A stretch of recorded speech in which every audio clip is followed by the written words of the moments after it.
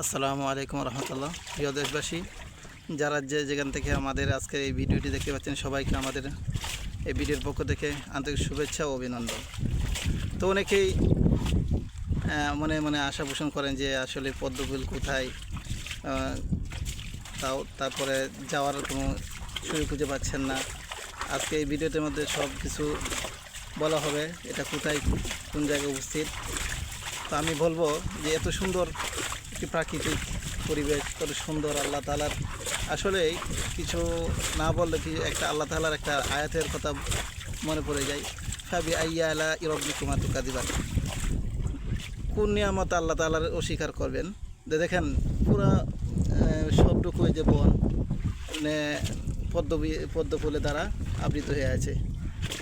তো যারা অনেকে আশা করেন আসার জন্য, আমি তাদেরকে বলতে চাই, এটা হচ্ছে এই জায়গাটা হচ্ছে টারাইল দড়িজাঙ্গিপুর উপস্থিত।